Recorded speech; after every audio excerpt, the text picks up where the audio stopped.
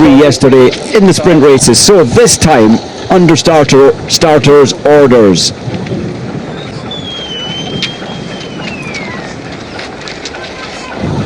As ever, the nervous moments on the countdown leading into it. It's a windy day today.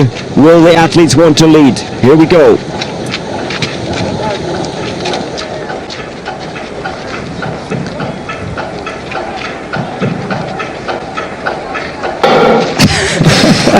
And they're off.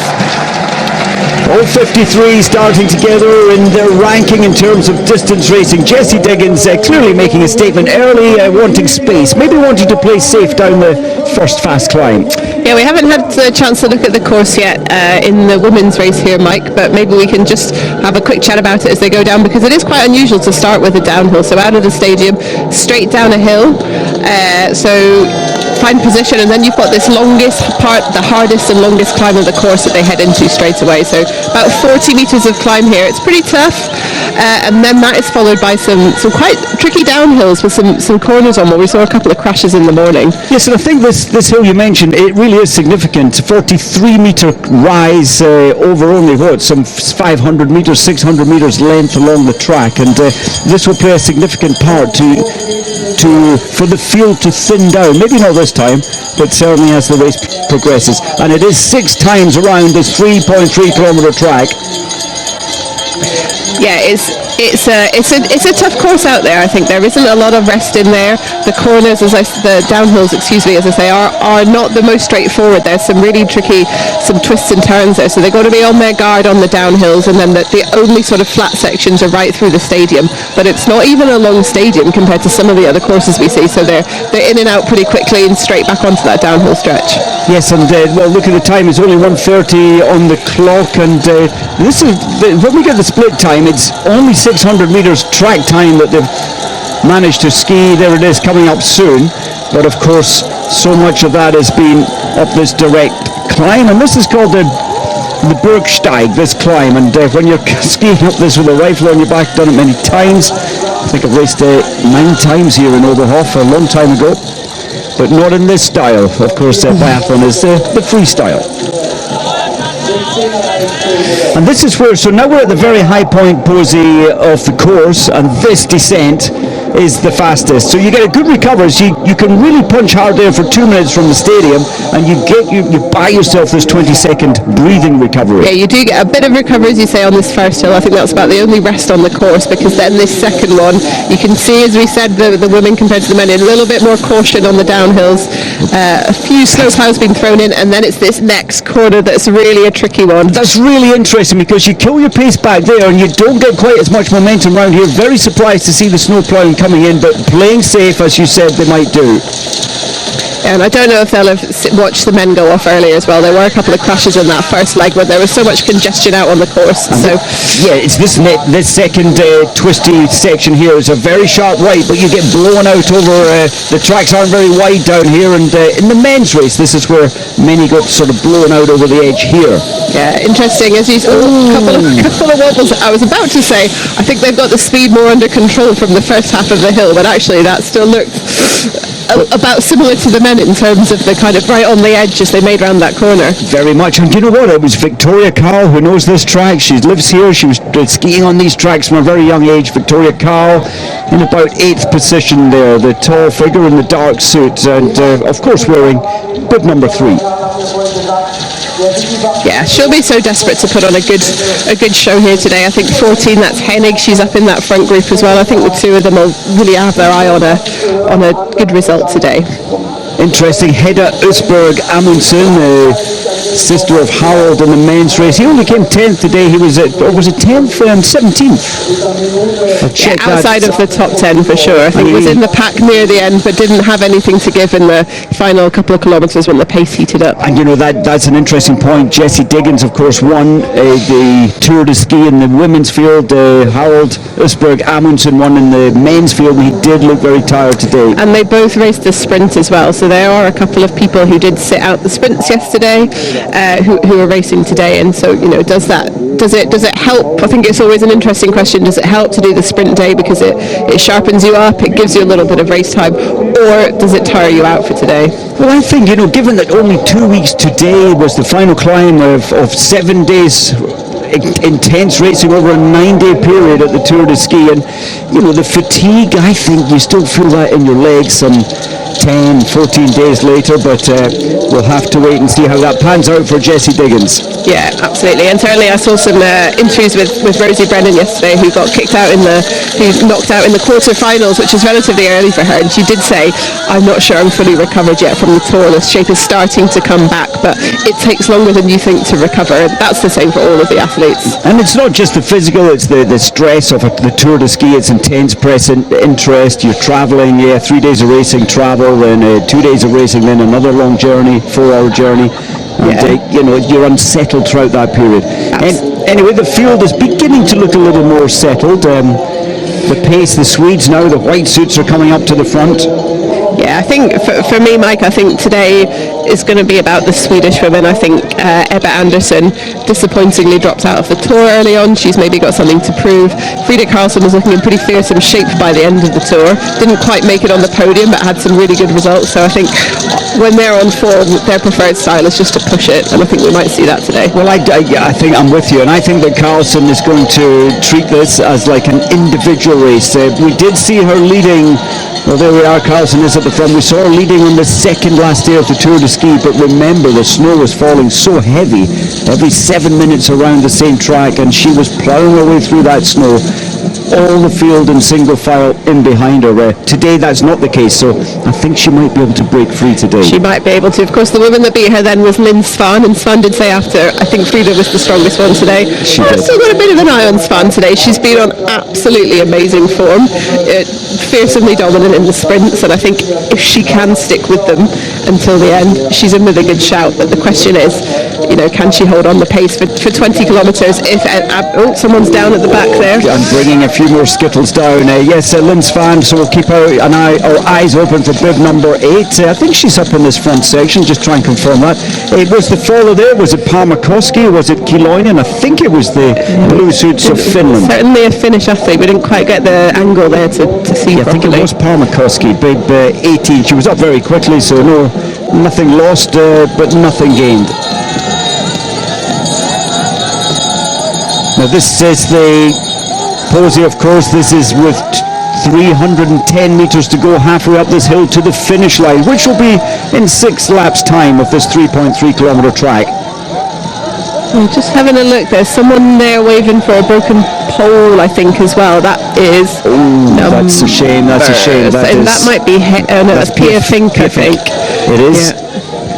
It is. So Jessie Diggins is standing tall there, wanting to get in behind. There's a headwind here. I think it's the headwind, quite a windy, and it is a factor. This is for the biathlon as well, very long entry into the finish line or into the shooting range, and sometimes you just think, the last thing I want now is a headwind. So it is Pia Fink there. Yeah, that's 33 was Matintalo, another one of the good classic skier actually, Matintalo. But normally you think of the falls happening on the downhills, or as they go from the down into the up, and the congestion's there. But there's something about it's a tricky section that you've got quite a steep hill, and then it levels off a little bit and then steepens up. And each time in those transitions, we're seeing the pack kind of get really close together. We certainly are. So 8:13 for the first lap. I think we'll see the lap times as it progresses being a little faster. It was a good pace, but we will see faster, I'm quite sure. 38 just going through there from Switzerland, Marina Kellen. I thought it was Stadlober, but of course Stadlober is bib number 10, the Austrian. Karlsson just really, again, from halfway around the first lap, she's still dictating the proceedings here on the descent. And I think this will begin to hurt many, the pace that she'll set up the Bergsteig for the second time. I think so. I don't think Karlsson's got any interest at all in just hanging around today. That's her out the front now. I think we've taken a lap to settle in, and now the pace is already starting to heat up. Jonas Sundling on the right side, Olympic sprint champion, 2 times World Championship sprint title there. She is bib 7. And sorry, that's Emma Rebohm. I'm looking at too many Swedes, 17. Mike. It's hard to keep up with all these Swedish suits at the front of the group. It certainly is. 5. Ebba Andersson. Well, Ebba Andersson, we haven't really mentioned. Well, you did mention her health issues and pulling out of the Tour de Ski quite early. Yeah, I'm really interested to see how she's had a very up and down season. There's been a couple of races, the skiathlon in Trondheim, she was just dominant and took that with a solo victory. But I thought that we'd see that more from her, or certainly just regular. But she's been a little bit up and down this season, and I think some of that has been the skis. I think there's been a few races where the Swedish wax techs have missed the wax on the day, but it's also been health. She has dropped out of the Tour, so certainly not had it all her own way. No, she hasn't. I must admit, I thought she was Sundling getting a verbal warning for obstruction. It's about 17. Where is she? She is in the right-hand side there, just behind. That is Matintala, who's made it back after that fall. So Sundling just in behind her. Yeah, go back to Ebba Andersson. Yes, when the first race, she looked incredible. It was a 10-kilometre classic. She won that one up in Ruka. Then she won the skiathlon you mentioned, and I thought she was going to be winning endlessly. But as you said, a number of setbacks, and possibly the Swedish technicians, admittedly. And they accepted that, got it very wrong. Yeah, I think they have a few times sort of said that. It's so difficult because I think the athletes don't want to blame the techs and put all the pressure. But equally, if they're getting asked questions about why they didn't have a good race, sometimes you need to be honest. So I've just got that image that you showed me on your phone of one of the Swedish athletes walking away. He didn't know he was on camera, but snapping both ski poles heavily across his legs. Here we go again, so 59.2, not so much snow ploughing this time because the group are almost single file. Yeah. So the big names still up there, Victoria Karl and of course Hennig for Germany, she's in there as well. There's Palmakoski from Finland, this is her favourite technique. Yeah, I think that we saw it. The Finnish men had a great day earlier today. I think 4 of them in that leading pack, and Hyvarinen getting 6th place. Another brilliant race from him. Niskanen pushed the pace early on, but couldn't quite manage. So a couple of Finnish suits up there, and certainly Kerttu Niskanen. You can never discount her from a classic race. No, 7 victories in her career, 2 of them in the Tour de Ski just recently. So she very much was on form back then. I was just looking at the first lap time, Posey. The men's race came through, the exact same track came through in 7:21, and the first lap for the women 8:13. So it's a good pace. It's a very firm pace here on lap 1. This is now lap 2. Yeah, certainly it's similarly to the men racing. There's still a decent number of people in that front pack, but it has already split apart. We've not got the whole 53 starters all together, and I think that will continue to whittle down even further. And I think that's not the egos, or you could say the egos up front, with Carlson setting the pace, and then Ebba Andersson saying, "Hey, don't forget me. I'm going to lead the pace as well. I'm here to try and win this race as well." And of course, Jessie Diggins on the right side as we look. Yeah, interesting to see Diggins up there in the front. Her classic has come up a lot this season, and she's had more classic podiums this season than ever before. And I think the conditions do suit her today when it's a bit more firmly packed. That suits her technique and her style of racing. So the big names are all where we expected them to be. Just checking if anyone has been left behind that I haven't noticed. Yeah, just trying to have a look out for the Norwegians as well. We got Heidi Weng up in the front there on the left of the screen, bib number 4. I think a bit of worry back at home. I think the men are so dominant. Everyone's saying, "Oh, what are we going to do?" because there's no competition. On the women, they're having the opposite problem and saying, "Why are our women doing so badly?" So can't win either way. But Heidi Weng doing pretty well, and we've got Tiril Nisveng back in competition this week. First weekend of World Cup racing for her after taking the overall victory last year. Yeah, no, that's great to see her again and see her back. Drink stops. Well, the temperature has picked up a little, and very unusually here in the Thuringen region to see blue skies. It's normally foggy. It's normally misty up here. It's normally very Scottish ski conditions. Is probably the best way of describing it. So I loved it. I loved racing here. But so there we are, the 4 tracks allowing plenty of opportunities to move forward, to move out, get out of the way of the athletes, or the line of athletes in front of you, to pass them. 13 beginning to struggle. Pia Fink, where we saw her fall and break a pole. Maybe she's trying to reach back into this now breakaway lead group at 5.6 kilometres. Yeah, it's a great angle there, Mike, to see just the incline of that hill. I don't think we always quite appreciate how steep it is, but these are not easy hills on the course here. No, this one, yes, I think the cameraman was exaggerating it slightly, I felt, but it is a difficult, it's a testing climb, and up towards the stadium centre again, and now you have to double pull over this top, this rise, a decently, very gentle descent to begin with, and then you pick up good speed down into the right-hander before you work your way back towards the stadium again. Yeah, and I think technically this last climb before the stadium is really challenging because you've got the difference in incline. So there's a herringbone section, back into striding, and then more herringboning. And I think the people that can manage the transitions of these steep sections the best, you can make a good bit of time up here if you can just handle the sort of the differing sections of the hill well. And this is, from that low point there, this is another tough rise. It's a total climb of 22 metres. Any cyclist, any runner that does 22-metre climb in a very short distance, it's testing, and it really does take a lot of energy and then readjusting for this classic cross-country skiing, readjusting techniques for the terrain. Rosie Brennan, one of my favourites for a podium today, alongside Frida Karlsson. She's just so strong, she's 10 kilometres, she's had a couple of second places over 10 kilometre classic. She's got distance and experience at age 35, so she knows how the body feels and where to put the energy out on these tracks. I think so. Just seeing that, I think this hill really is tricky, and I think you see a few people slipping there. It's all almost stopping there. That's so unheard of, really, in the women's race. I think Carlson went for those. Obviously, decided she didn't want to be in front. And the headwind here, it really does play an impact. Nobody wanting to lead into the headwind because everybody will just close up behind you. Bergan wearing green, the under 23 leader in terms of World Cup racing in the women's field, looking good. Didn't see that clearly. Well, I say clearly a fall. Jessica Lushka, I think that was bib 49, one of the ones who's got these extra nation starts. Yes. For Germany there. So, but I didn't actually catch what happened there.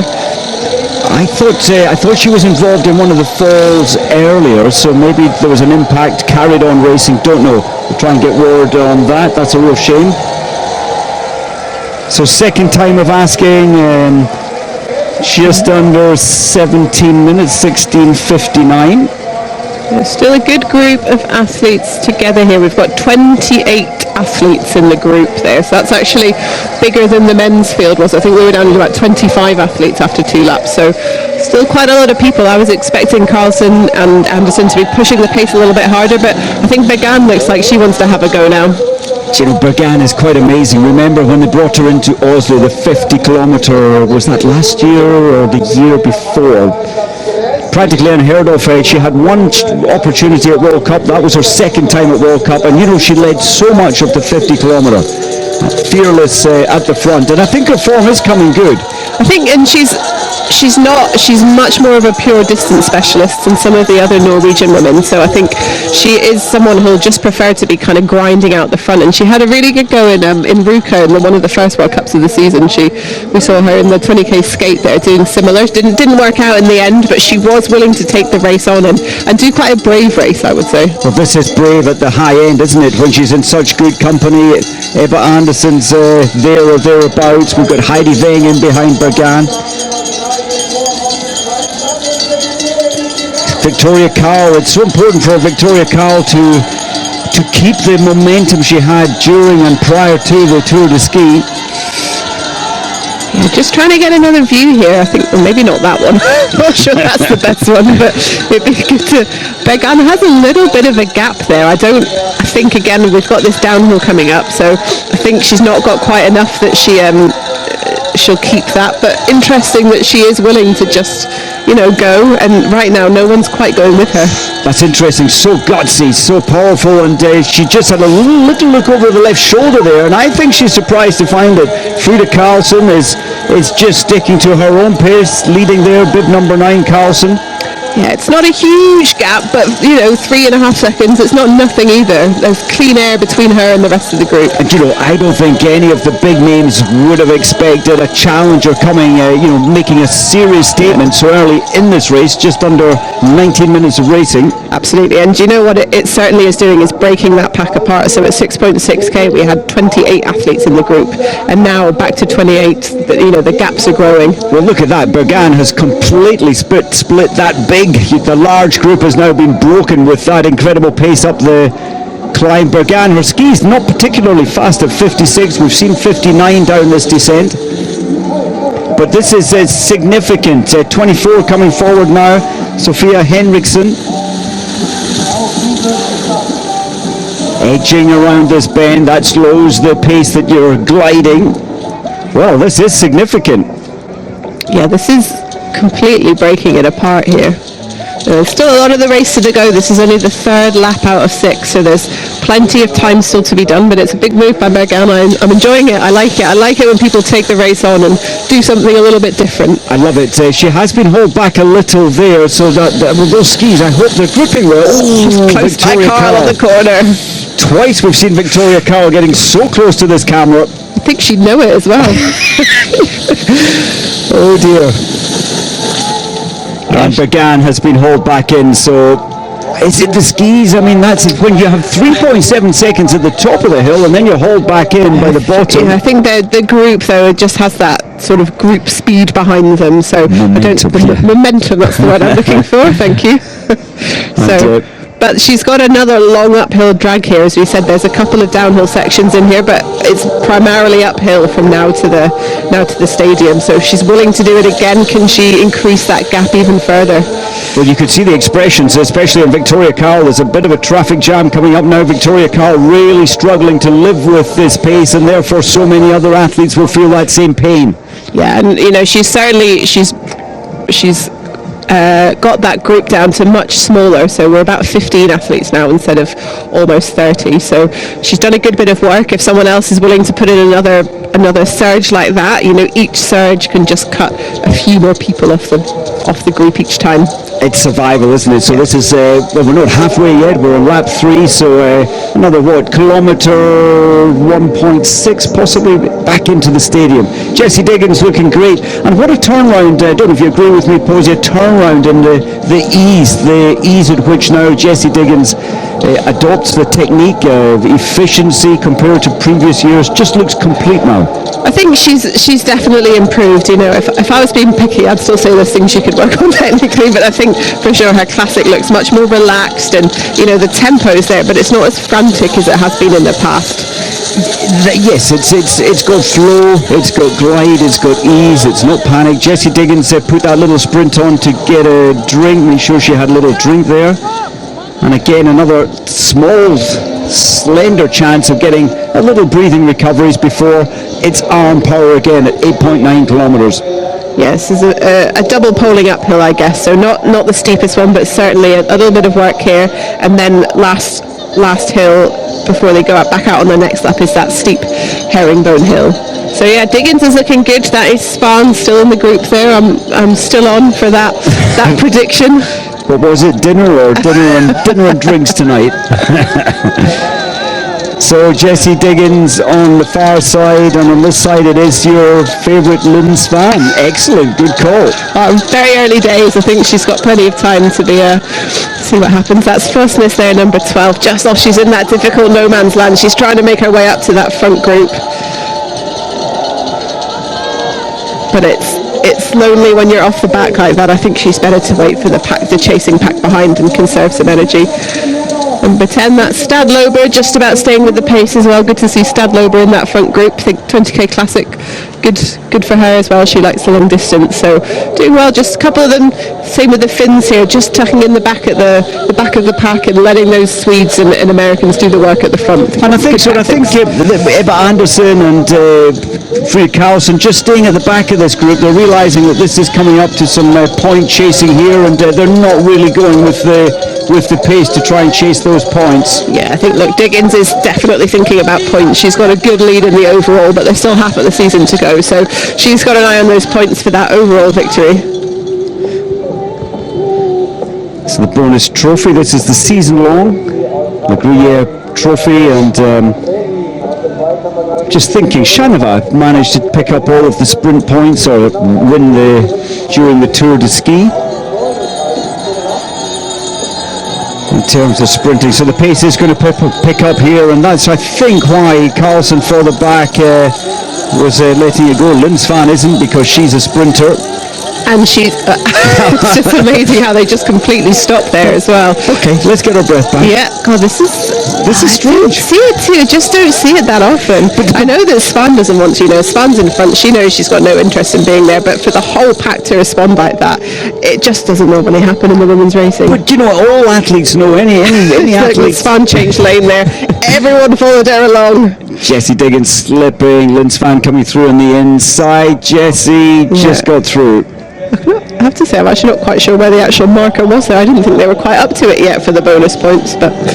So yes, it was deemed as Jessie Diggins taking 15, Lindsvan 12 points, and Kerttu Niskanen.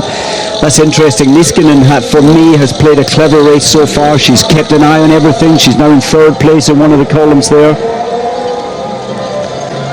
Yeah. And things will settle down, and I think, well, who knows, we'll see at the end of the day, but for me, Frida Karlsson was very clever there. She didn't do that dramatic pace change, and I started saying earlier, every time you do a phenomenal pace change, the lactic builds up, you're pushing yourself, and I do like the way that Frida just kept it calm, didn't chase any of them.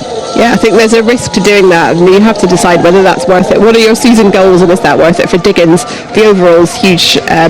Svan's in second in the overall as well now, and she's got to be thinking, if her phenomenal sprint form continues, can she make that up? So worth it for those two, but it is risky. It is risky. Firstness, because the pack after the sprint bonus points, Firstness, who was well left behind, she's now able to get back into this group, and that'll be a saviour. She needs to get in and get that drafting assist in behind a faster athlete. That was lucky for her, I would say. I think if the pace had stayed high, she would have really struggled to get back on it.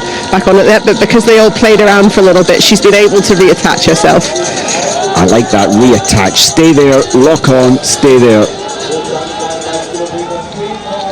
So Niskanen doing a little bit of work out front here now. First time we've seen any of the Finns coming up the front of the group, so just wanting to test it out and get some work in on these good uphill sections. And this is what really suits her as well. She's so nice in the sort of longer striding sections. That's where her technique really comes to the fore. It is, isn't it? And it's just an easy movement, like her brother Iivo Niskanen. Yeah, it's relaxed. It's just, she gets good glide. She's got power. She can glide just a little bit more than a lot of the other girls on those sections. And yeah, just lovely, lovely technique. This pace is really, really testing so many. There's Bergan. She led up this climb last time. Obviously decided that might not have been the best strategy, so she's not anymore trying to do that. Johanna Matintalo, she's in here as well. Bib 33 in terms of ranking. She's really performing better than she has. Yeah, another good classic skier, and she has had some good classic distance races in the past, but we haven't seen a lot of her this year, which is why her ranking is further down. So she's doing pretty well, and that's Parmakoski just behind her as well. So you've got 3 Finns in the group there. Diggins has gone from the front for chasing for those bonus points to right at the back of this group, but I think this is tactical. I think this is just her conserving a bit of energy, but there is a gap growing there, so she's got to be careful not to let that gap grow. She has, and Firstness at the back, she made it into contact prior to the climb, and Jessie Diggins, what's happened there? Yeah, she is. She's got to be careful, Diggins. I think she's maybe relying on her downhill skills and thinking, look, if this gap opens for a second, I can get back on it again, but it's risky. She needs to stay in touch there. I'm surprised maybe after that sprint, and that is the flip side of a good sprint and picking up 15 points, is that you really are taken by surprise. It takes some time to flush the lactic. Yeah, I think just looking there, I think Diggins should just about be okay, but yeah, Fosters looks like she's just dropping off the back again. And we mentioned the latent fatigue from the Tour de Ski, 7 races over a 9-day period, an intense period of time, the 18th Tour de Ski, which Jessie Diggins won. Amundsen alluding to the fact that he felt great yesterday in the sprints, finishing 4th, but he said he really felt it in his legs today. He didn't have the fight, he didn't have the punch that he had hoped for. Yeah, I think he looked, he was able to stay with the pace the whole time round, but when it really came to it at the end, when the pace heated up and the sprints came out from Valnes, he couldn't respond to that. And we never really saw him at the front, did we? I think he was kind of always being careful and being safe in the pack. Yes, he was. He never took any of the initiative. Fusnes still surviving there. Look at the double pole and get into the group. That's what her brain is telling her right now. Yeah, and then Diggins, she's just so good on the downhills. You have to give it to her. I was a little bit critical of her technique earlier, but on the downhills, she's brilliant, and she's managed to make her way back up again. But I do wonder if she's just a little bit of fatigue there. She seems to be hanging off the back on some of the uphill sections. Interesting. I think chasing those points, it really sends a ripple. There's going to be another attack for points further down the track. Just check at which point that is. Victoria Kahl is looking good, and Hennig, the two German athletes in this group, looking excellent for me, looking comfortable. But Kahl may be struggling a little in the early stages. Next bonus points are at 16 kilometres. That's the next and the last bonus points. Yeah, Rosie Brennan looking pretty good as well on the right hand side. She's got really strong double poling, so these sections like we're on right now suit her, where she can just power away. Diggins looking behind her, not quite sure what she was doing there. Obviously just a bit of an odd move. She was rolling over on the left hand side and then she's jumped over to the right, I guess just maybe thinking about drink stop coming up or something. I think it is the drink stop at the top of this rise, absolutely, and just just a little slurp of water, or not water, the drink, the sports drink, whichever fits your taste, prepared. Yeah, and Fosnes, I think, just about managed to get back on the group there. So she's, every time they're on these downhill sections, she's making contact with the pack, and then each time on the uphills as the pace is pushed, she's dropping off again. So lap 4 of 6, and this is burning, this is painful for them all, this pace is hurting, and there's very many equally matched athletes up here.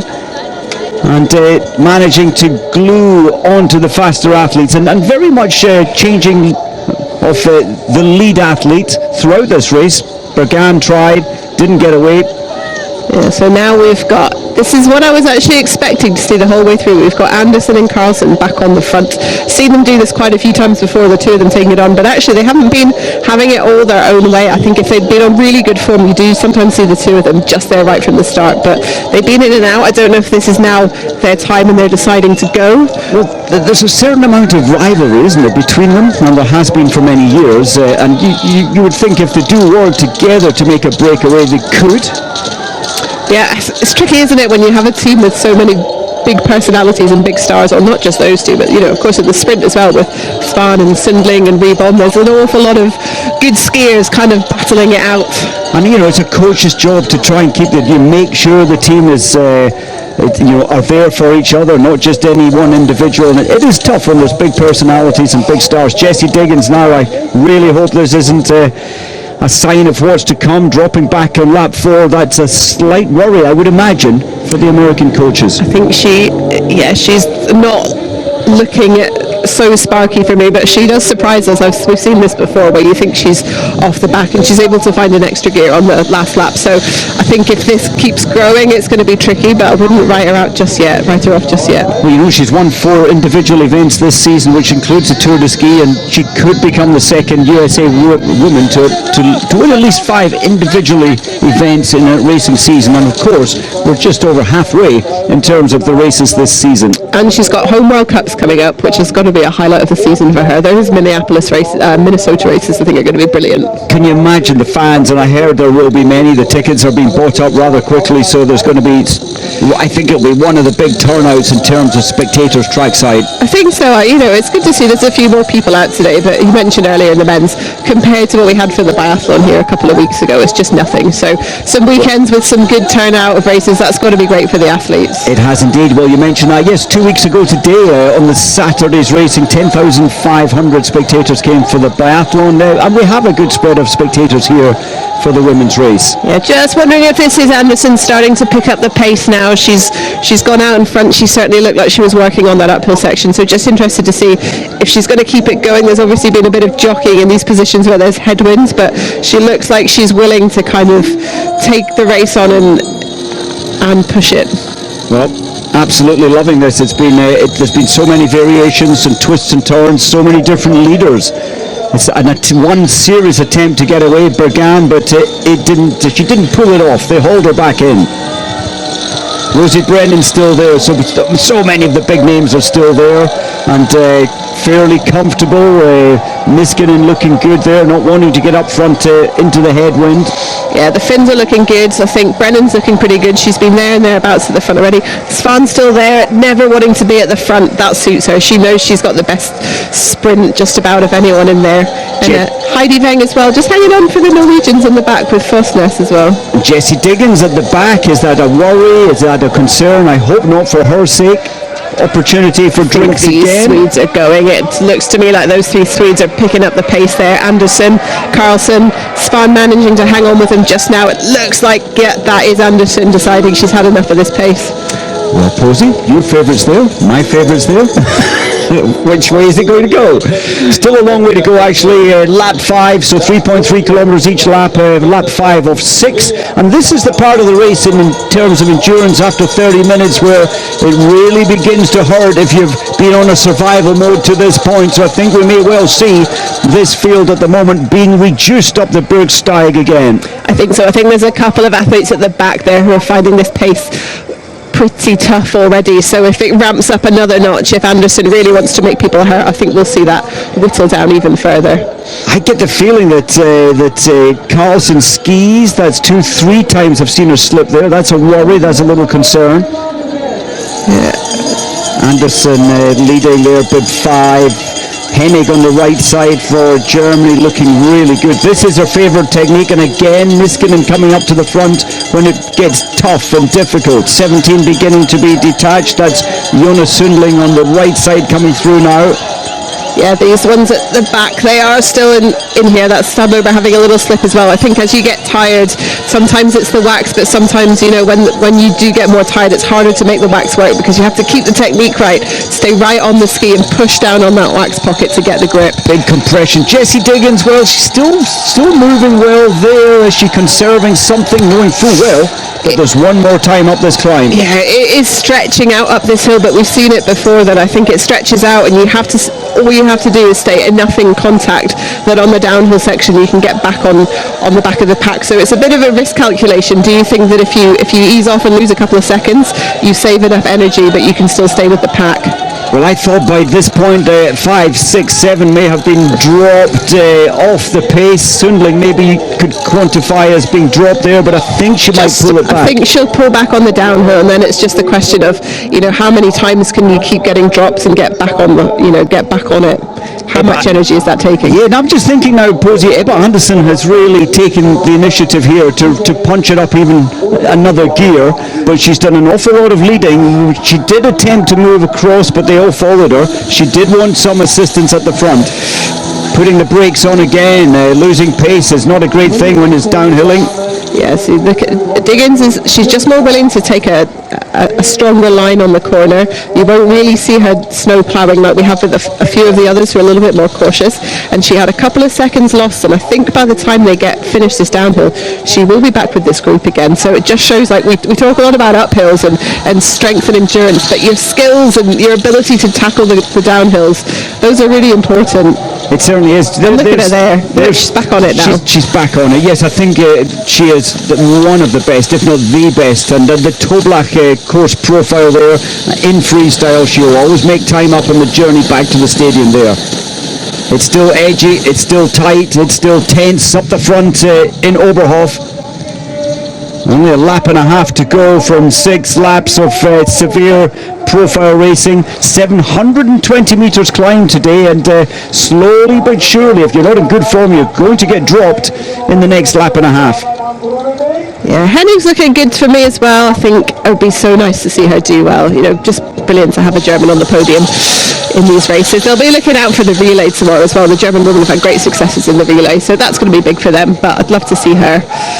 It certainly is. Sundling has made it back onto the tail end of this lead group. It's still a very large lead group, and I just feel somebody, somewhere, is going to start punching this even harder. Heidi Vang's still there. I'm surprised she hasn't. Look at Jessie Diggins, another long section of downhill, and she makes her way back up towards the front. Well done to her, because she was left a little behind, 6 seconds at the top of the climb, and now she's back at the front. Heidi Vang was looking a little bit off the back as well. She's not managed to get right to the front like Diggins has, but she's sort of made contact again. Diggins again, I think she's done this manoeuvre like she did last time, so I'm assuming that is to get to the side of the course where she knows she can pick her drink up. Now I think this time around we might see a serious attempt, maybe from the 3 white suits of the Swedes, to try and break away up this climb with a lap to go. It would be a long attack going a full 3 kilometers before the finish, but just to thin it down, I think the big names will feel there's just too many here. I think so, but I think Anderson is doing the work. I think Anderson's attacking the way that she likes to do. It's just that today more people have managed to stay with her than they do sometimes. So the pace is certainly not easy by any means. They're working hard here, but it's a good group able to stay together. It is, and from 53 we're down to 15 at the front, and there's quite some gaps further down, and 3 minutes and 30 seconds at the moment just going through the last athlete. There will be more. We have lost Fosnes now from that group. That was the only one who was looking a bit on the edge. She's dropped back to 17th now, overtaken by Sauerbrey, but otherwise everyone else just about managing to stay on here. So I'm just looking at the nations involved. Of course we have 1 Austrian, we have I think 2 Norwegians, yes we do, Finns, I think we've got 4 from Finland, 1, 2, 3, 4 from Sweden, 5 from Sweden in this lead group. So there's a good mix of nationalities, and never forgetting the Americans, Jessie Diggins and Rosie Brennan in there. And the Germans, of course. And the 2 Germans. Easy to spot in this field with the darker suits. I must have missed someone. Who did I miss? I think that's about it. That's about it. So 15 still standing at the front with just over 1 lap to go in this final lap.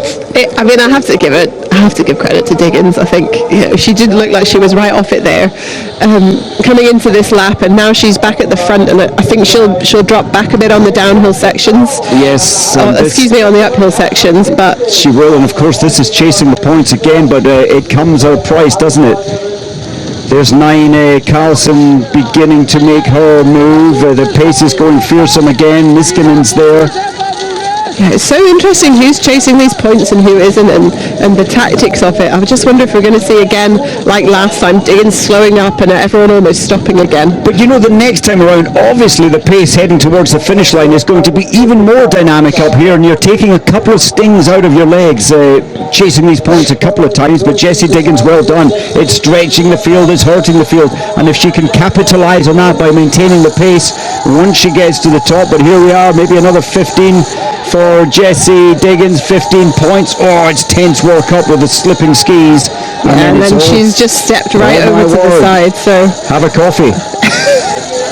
It's amazing. So it's interesting she's so bothered about these points. I know that overall is really important for her this year, and I've no problems with her going for that approach at all, but I just haven't seen her quite so obviously go for the points in that way before. Yeah, it's a big output, isn't it? Yeah. Big output of energy, but clearly that was a strategy before the race started. And there we go. Skis were slipping up there. Yeah, I think that's got to be a bit of tiredness as well. It's steep. That is a steep section, and it's horrendously. That section is horrible. So Jessie Diggins was at the front. She's now this. Well, I would imagine some of the athletes could capitalise. Maybe it's Kerttu Niskanen who's going to capitalise on those who chased the sprint. But let's be honest, she was involved in there as well. I think for me, if I was Niskanen or Svan as well certainly for Niskanen, I think I'd have gone for the sprint points, and then I'd have kept it going after and kept that momentum going, because you'd lose those people that hadn't done that. So you take the risk of pushing for the sprint and then you keep going, but they've allowed the pack to come back together. It's incredible. So there's a whole lot of fireworks about to happen on the last lap. We heard the bell go this time around for the final time of asking. 3.3 kilometers. It's Finland at the front. Kerttu Niskanen, slight separation there from the top 3 to 4 4th place, and maybe, just maybe, this can be capitalised on this climb. Yeah, it's going to be hard and fast up this climb. I think you have got to absolutely push it. I think Niskanen's not got a bad finish on her, but she's not the strongest there.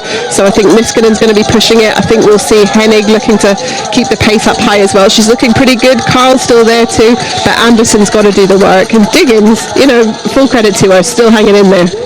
Posey, I hate to say it, but I think your athlete's beginning to tire. Well, no, we'd never say never with Lynn's fan, and that's the aspect. She's got this mental toughness.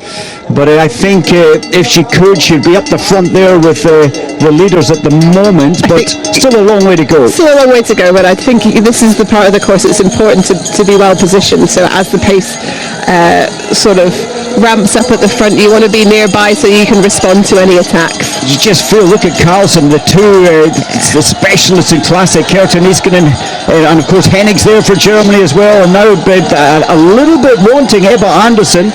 And yeah, I think Carl is looking tired for me, and she's making a bit of a block for the ones behind. So Andersson, I think, wasn't quite ready to go when those top three did, so she missed a little bit of a trick there. That's why the positioning is so vital. It's crazy. Have a look at the stadium way back down there in the background. It's a horrific climb, this, and that, remember, came on the back of the bonus trophy sprints. Carl, I agree with you, is absolutely on her limit trying to survive with this pace. Anderson trying to come back in on the right side, bib number 5, to make contact with the top 3.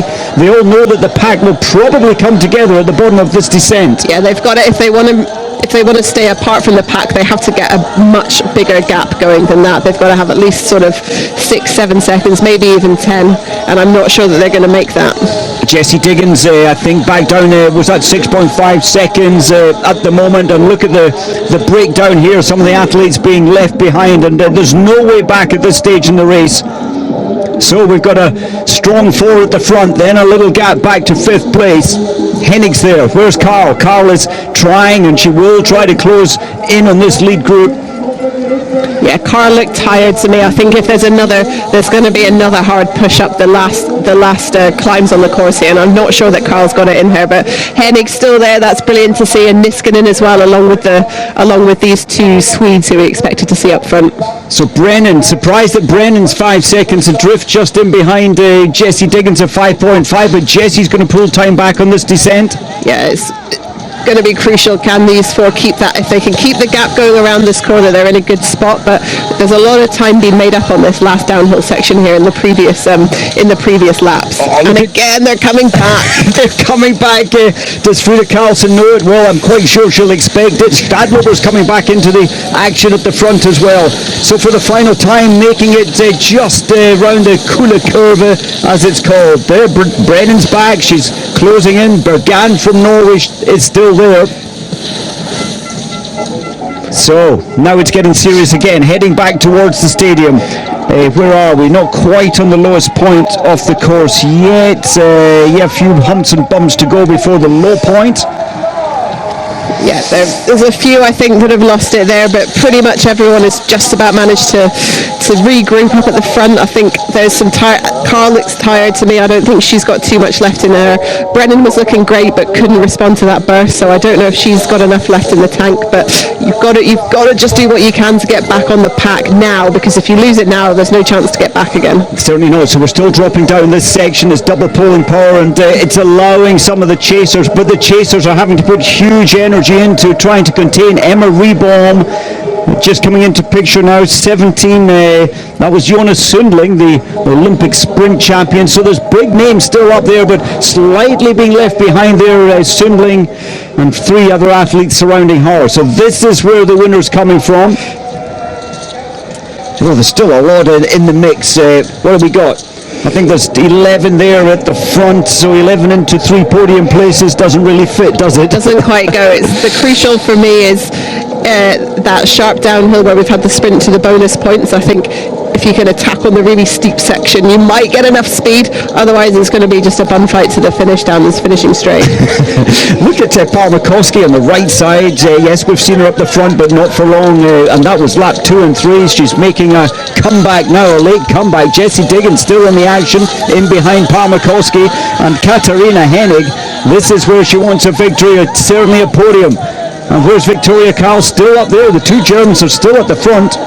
She's still just about up there. There's a few that have been dropped off there, and then I think this is an athlete on the risk of getting lapped. So that's Anna Melnik from Kazakhstan. She's got to go some if she wants to get onto that last lap. Because the hurricane is coming into the final. Well, what have we got? The final kilometre coming up very, very soon. And it is a tough final kilometre. If your legs are tired, if your arms are tired, this really, really hurts right now. Rosie Brennan double pulling like crazy to try and get back in with this lead pack. Look at the focus on Carlson's face, just absolutely in the technical moment, coping with the discomfort and pain. Yeah, Karl's just about got herself back in contention there. I didn't think she had it on the last steep climb. She's struggling to stay on the back of these top three, but she's certainly giving it everything she's got. There's a little bit of a gap opening up, I think, for those first three athletes. Ooh, this hurts. That's Victoria Karl. It's now keeping this group, but not keeping it back. She's at the front of this group that just can't quite stay with the pace at the moment. So at the moment it is Karlsson. Hennig tucked in behind her, and Niskanen in third place. Can the chasers make contact again? I think they might. Or is that, a couple of seconds? Karl really needs to pick it up now if she wants a podium. Yeah, this is it. This herringbone section is crucial. I think you can make so much time here. Who's got the speed? Who can keep the momentum going up that steep section? Karlsson looking pretty good, but Hennig is right on her tail still. I like that. I like the technique from Hennig. It's sharp, it's choppy. Frida Karlsson at the front. She had to spread the skis there, so is the grip lacking? Oh, is that Parmakoski coming back? I think it might be. I think these top three still have a little bit of a gap. That psychological gap, it's so hard to close. Frida Karlsson leading on up to the final bend with 250 metres to go, and the local favourite, of course, it's Hennig on the right side. Bib 14, best line I think for Frida Karlsson, and then Niskanen is on survival mode. Well, we've got the first three, and I don't think this chasing group can close that down. We're running out of track time. They've left too much to do here, I think, but they're still fighting for it, and it's so close for these other places. Karlsson's in the front, but Hennig does have a good position here still. Well, I totally agree to be leading at this stage, although there's the breakaway, and now that gap, I think, has opened up for a safe play for Frida Karlsson to make it to the line in first position, but of course Hennig is not going to give in easily at home. Well, that's the athlete going through to lap 4. Here comes Karlsson. Hennig trying to close it down. Karlsson double pulling like mad, and Hennig hasn't got enough time, so it's going to be Frida Karlsson back on form, and of course on the podium yesterday in the sprint race. Incredible performance from Frida Karlsson, taking the victory here. Hennig in second place. Great performance from her. And Niskanen just found wanting on the final climb. Svan, where are we? It's coming thick and fast. It's Karl and it's Svan, just confirmation of that as the cross line. Diggins in 6th, well done, only 9.5 behind. Oh, what a race.